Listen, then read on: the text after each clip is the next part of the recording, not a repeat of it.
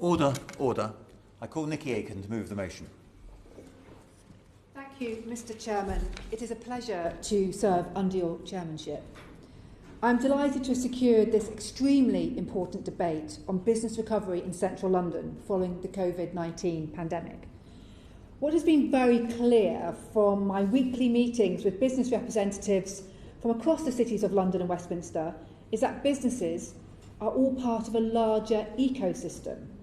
Restaurants, shops, hotels are all part of this ecosystem, relying also on the huge cultural offer that my constituency provides. What COVID has really proven is that if we take one part of this ecosystem away, for example, theatres, and not allow them to open to full capacity, there is a vast knock-on effect on all surrounding hospitality businesses, as well as the other cultural offers such as museums and galleries. I am confident that London will bounce back, but the government has a choice around how quickly that happens. The cities of London and Westminster are home to the monarch, to the head of government, and to Parliament. It is also home to the nation's High Street, Oxford Street, and the cultural and entertainment powerhouses of Soho and Covent Garden. On one hand, Westminster's businesses supported in excess of 715 jobs and contributed to £53.6 billion annually to the national economic output. This is the highest contribution of any local authority in the United Kingdom. And to put this in context, Chairman, pre-pandemic, the Oxford Street district alone generated £13 billion of GVA. That is 25% of the entirety of Wales's GVA. On the other hand, the UK's world-class financial sector, based in a square mile in my constituency, is the underlying strength of our international trade and total services exports. The City of London has the largest financial services cluster in the world, with nearly 60,000 companies and hundreds of thousands of jobs for workers commuting in pre-pandemic. A key concern regarding the London recovery is business rates. This system, born in the 16th century, is wildly out of step with the modern digital age. And even before the COVID-19 pandemic, the system was not working. It was not fit for purpose. Empty retail space was on the rise, footfall was in decline, and the sector was grappling with systemic shift in customer behaviour. The pandemic has only accelerated this. It has also laid bare the urgent need to create a fairer and more sustainable tax system that relies less on property and doesn't only go one way, up. Without action on rate reform, the viability of much of the retail sector and the substantive taxes it generates will hang in the balance. Specifically for central London, it would be useful if the Minister could consider the business rate relief cap of £2 million to be temporarily removed, so businesses can secure the relief they need right now. This cap effectively means that many mid-sized chain businesses, which typically pay well above £2 million in business rates, are facing bills that could, according to UK hospitality, force them, and I quote, to prioritise paying tax over paying wages. The large hotels and event spaces dependent on business conferences and meetings will be particularly hit by the cap, and in these cases will be paying business rates in full by the end of July, with no realistic prospect on an uptick in income until at least the autumn. This is simply not good enough. COVID-19 has created new challenges for the business rate system, and I know the government has called for its review for fundamentally reforming business rates, but we do need it to be accelerated and have temporary relief measures in the short term announced as soon as possible. No doubt this reform is a crucial part of the puzzle as our economy recovers from the impact of the pandemic. And this leads me to my third point. As mentioned earlier, the beating heart of the West End is our significant cultural offer. I will certainly give way. Thank you, Chair. I thank the honourable member for giving way. Does she agree that major tourist attractions, like in her constituency and mine, like London Eye, rely on visitors and tourism from across the world? And does she feel that the government really needs to look at the issue of business rate relief, additional employer contributions on furlough, flexible loan repayments? They all have to be in place over the summer to help these businesses once the lockdown restrictions are eased. Thank you. Thank you, Sir Christopher. The Honourable Lady makes some very, very clear points that in central London, whether it's in her constituency or in mine, that tourist attractions are really suffering because of the lack of international visitors. I would say that indeed theatres in particular are a significant multiplier, have a multiplier effect for the local economy. It's estimated that people who spend on tickets to go and see the theatre will spend up to 5 to 6 times more in the local economy, whether it's restaurants or hotels or whatever. And to remedy this, there are several areas we should urgently address for our recovery from COVID-19, which will no doubt have a significant impact on the central London ecosystem. Firstly, and in light of recent decisions, I ask the government to give due consideration to a government-backed insurance scheme to help event organisers plan for the risk of COVID-19 related cancellations. Indeed, UK Theatre's recent May 2021 survey of members' planned economic activity up until June next year on planned productions and productions currently running was 67% on 2019 levels. And of that, 66% is planned for stage 4, which has now been delayed. Without a government insurance package, the theatres themselves, expect this number to fall to around 35 to 50%, which will have a devastating hit to the sector, as well as those who rely on its influence to draw in consumers. Secondly, UK Music has noted that extending the 5% VAT freeze for cultural tickets until the end of the financial year 22 would go a long way to incentivise activity into the capital and support investment. Indeed, by keeping VAT low, the government will be allowing more money to be invested into these venues, recapitalising and paying off pandemic debt. And we know how much pandemic debt many of these companies have got. On another note, Mr Chairman, I'm glad to see that the government's tourist recovery plan launched this month acknowledges that London is the gateway for international tourism and as such is an integral part of the wider UK levelling up agenda.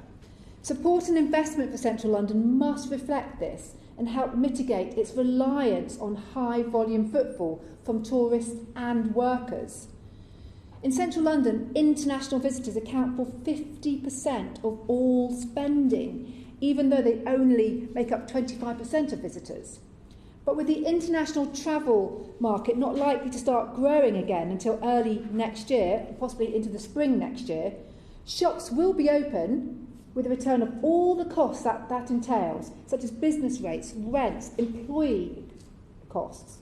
But they won't yet have the major customer footfall spending money in their premises. This will put new pressure on businesses that have already exhausted their reserves. So how can we mitigate this? It could be as simple as allowing Sunday trading hours from 6 to 8 p.m. to be extended in the international centres of the West End to accommodate new patterns of opening hours. And when I talk about the West End, I also mean Knightsbridge as well, which is another recognised international centre. I raise this now because prior to the pandemic, very few theatre productions, for example, ran a Sunday matinee. But now, theatres are increasingly looking at scheduling Sunday matinees, and it's likely that Sundays could become as busy as Saturdays. And with this comes increased need from the consumer. With most other global international centres having no restrictions, such as New York, Dubai, Tokyo, Beijing, Hong Kong, and even Edinburgh, We are at a competitive disadvantage in central London, or London. So allowing longer Sunday trading in an international centre would have a localised impact of up to £290 million net in additional sales and 2,000 full-time jobs, not to be sniffed at. This support measures cost nothing for the government, but can mean the world to businesses in London. I would also urge the government to work with businesses to seek new ideas to encourage more visitors, especially high-spending ones, into our areas. Most experts estimate that international tourism will not return to 2019 levels until 23 at the earliest. Now, the government should do all it can to accelerate their safe return, with plans to promote London globally as a place to visit and do business in. And on a similar note, how office workers react post-pandemic will be important to business recovery in the capital. The government does need, I believe, to do all in its power to stimulate the safe return to the office. Right now, only about 10% of office workers have returned to full-time work at their offices in central London, and that is woeful. Business representatives from across my constituency and from multiple sectors all concur that they do not expect to see any big return until at least September. That's 3 months from now, when costs will be increasing from next week. What I find most concerning about this, Mr Chairman, is that this shortfall in workers returning to the office is due to a distinct lack of confidence in public transport and changing work practices. As we emerge from the pandemic, government must help by encouraging the return to work and encouraging confidence in the safe use of public transport. And I would say it is imperative, I think, on government ministers to encourage civil servants in their departments to lead the charge and to come back to their desks. I appreciate that over the summer and into the autumn we won't be seeing the same volumes of office workers, but even seeing a return of working on a flexible basis, say 2 or 3 days a week, while we return or recover in the short term, would have a great, huge impact on the economy in central London. And indeed, I do welcome this week's announcement by the government of the new flexible season tickets for this reason.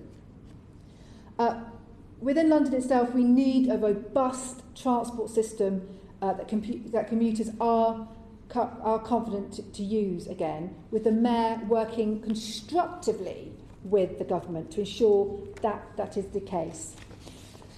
Mr Chairman, I will leave it there for now because I am confident that London will recover from the COVID-19 pandemic, as it has recovered from previous shocks, whether it's plagues, fires or world wars.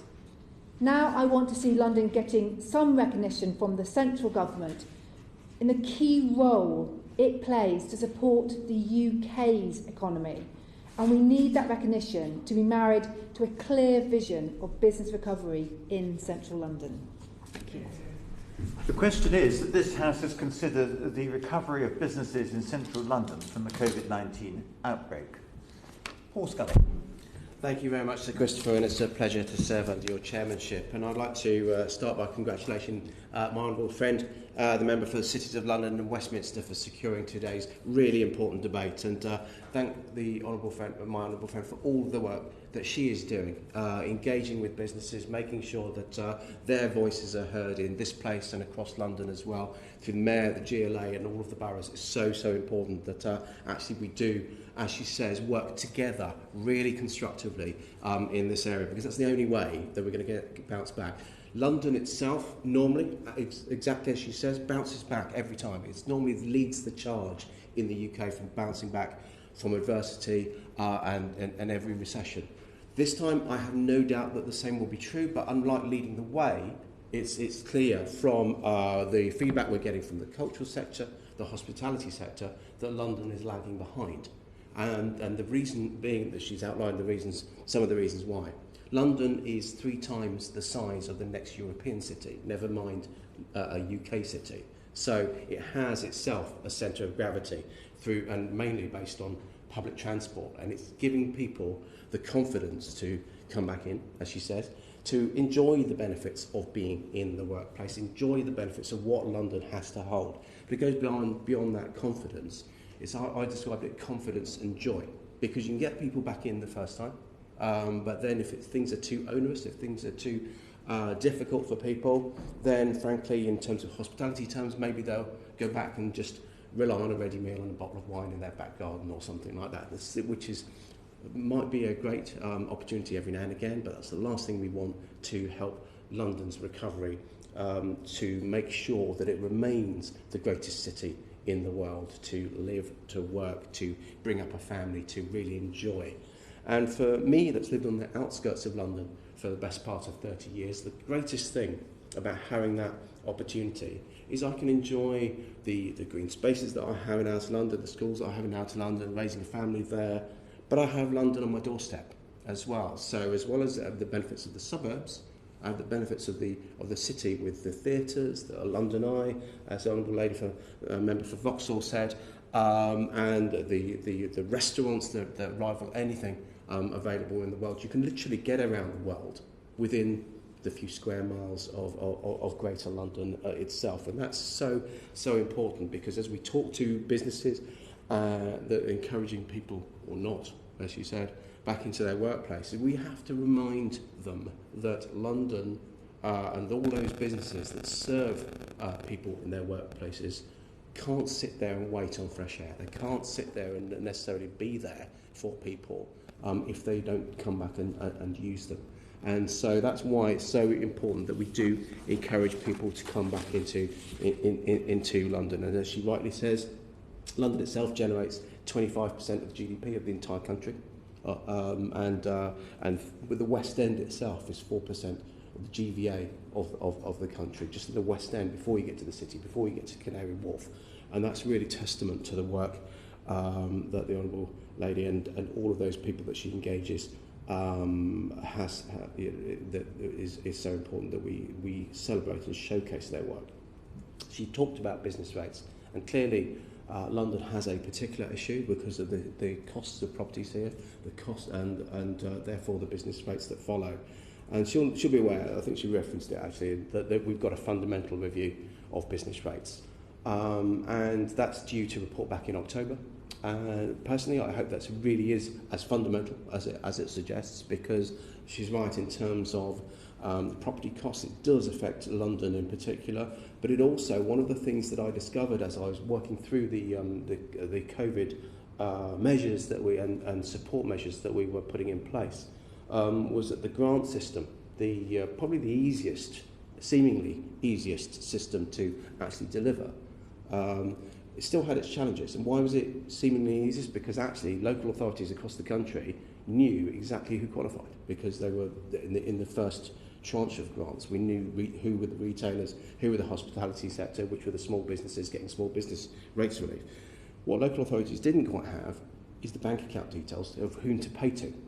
It was some fundamental things like that. So sometimes the local authorities' relationship with their local businesses wasn't quite as close as they might have liked and might have expected. So there's all these unintended consequences that we've had to work through at pace over the last year, leading to me speaking to something like 112 different local authorities across the country to see what more we can do to help them along that. But in London itself, again, the grant scheme, and I'm pleased that with all of these schemes we were able to flex on representation from colleagues like my Honourable Friend, to try and iron out some of these unintended consequences. And indeed, the early discretionary grants were based on residents living in those areas, which obviously affected her constituency, where in the City of London, there's not that many people living there, but there's a lot of businesses. So clearly, again, that was an unintended consequence that we were able to correct in later iterations of those discretionary grants. And so I think that's testament to the fact that we've been able to flex, we've been able to work in what was frankly completely unprecedented times, and we've had to work at pace to be able to change, to be able to develop support accordingly, and we'll continue to do so, because we have put in £352 billion to date. It's £407 billion when you include various fiscal support as well over with the following year to come as well. And that's, for me, as a small government free market conservative, having just put in one of the biggest interventions since the Second World War. It gives me 407 billion reasons why we've got to get this next bit right, why we've got to have protected those jobs, protected those businesses, protected the spirit of London. We've got to make sure that we do actually make sure that we keep those, in inverted commas, gains. Yes, I'll give way. Thank you, Chair. I thank the Minister for giving way on that really crucial point in terms of jobs, opportunities. Obviously, today we celebrate the 73rd anniversary of Windrush Day, of the contributions of so many people who came to the UK to contribute, rebuild our country on the back of the war.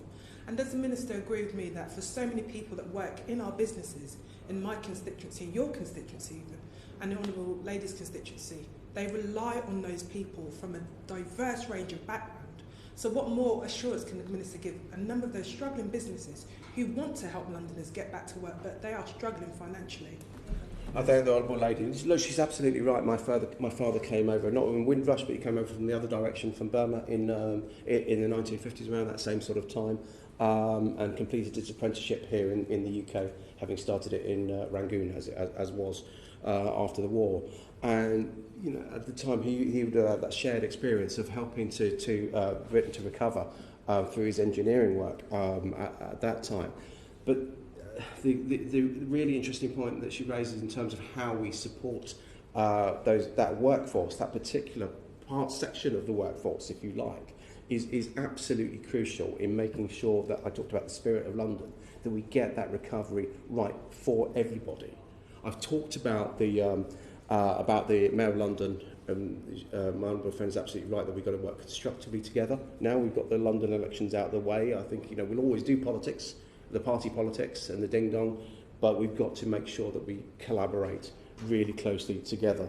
But my fear was always that he wanted to be a mayor with the title, rather than working out which city he wanted to be mayor of, because it's really important that he is the mayor for all of London.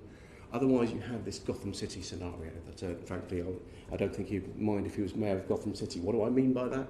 If you look at Gotham City, if you look at the Batman movies, if you look at the Joker, all those sort of things, you have a holistic city that has the ultra-rich who can be insulated from all of these sort of things because they've got the money to be able to support it.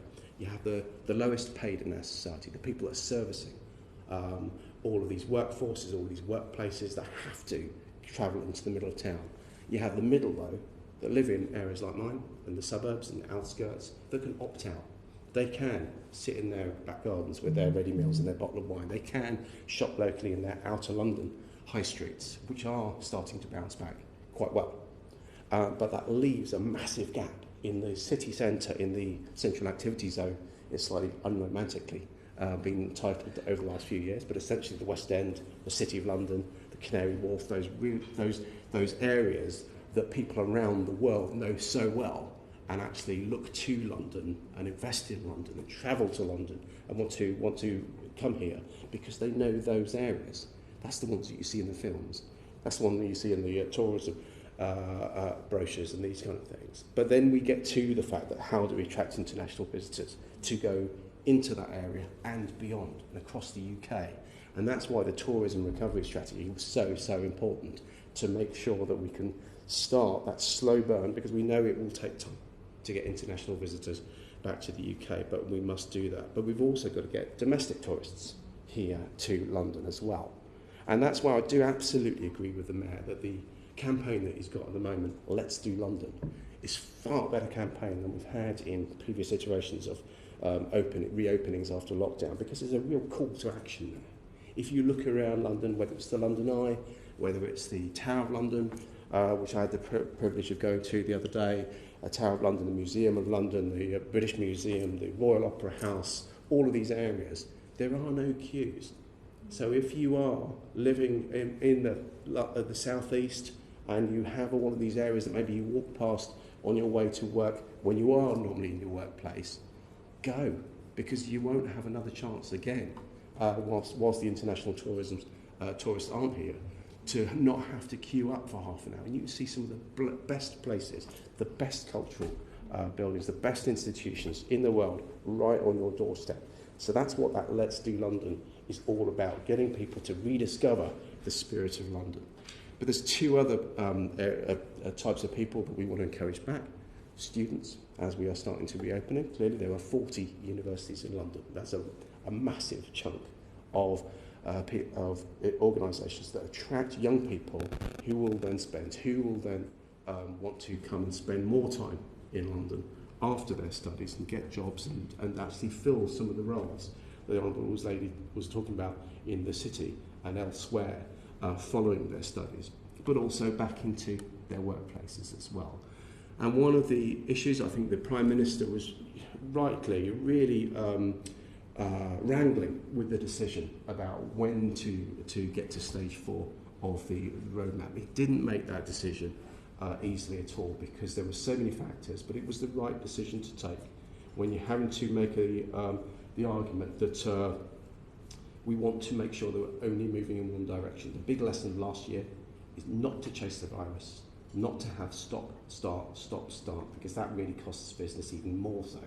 And so that's cautious reopening and putting it back for a few weeks is the right thing to do. However, one of the unintended consequences of making sure that goes to July is that you then lead quickly into August, where it tends to be a quiet month for London. So we want to make sure that we are working with big employers now, that we can actually look at what more we can do in terms of flexibility and encouraging people back into the workplace. And so I'm glad that she actually welcomed the flexible season ticket. We're demonstrating, not just doing it, but demonstrating that Transport for London has never cleaned the tube network as many times as it has before. The problem is they do it at 2 o'clock in the morning, so we actually need to encourage people to see what is being done.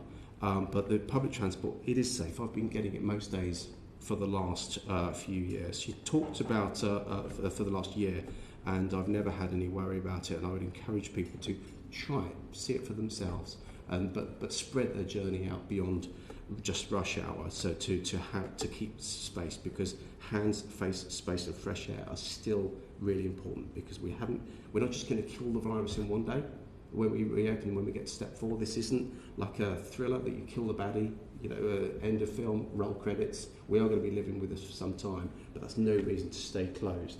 She talked just finally about Sunday trading, and this is something that I've been speaking to the Heart of London Business Association, and obviously the new West End company as well. It's a tough one, because we've looked at it time and time again in Parliament, and it's always been incredibly controversial. And although she talks about international centres for it, there is still it still needs primary legislation, and so we'll keep it under review. We'll keep working with colleagues to try and see what those objections are and get the balance absolutely right.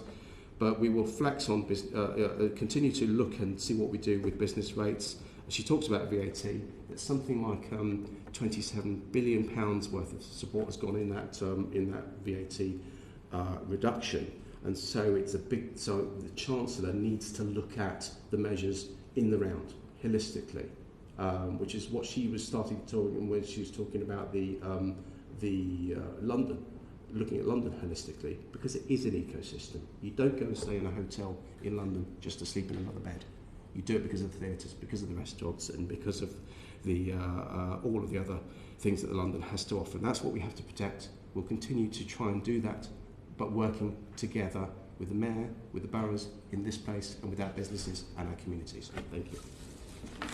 The question is that this House has considered the recovery of businesses in central London from the COVID-19 outbreak. As many of you can say aye.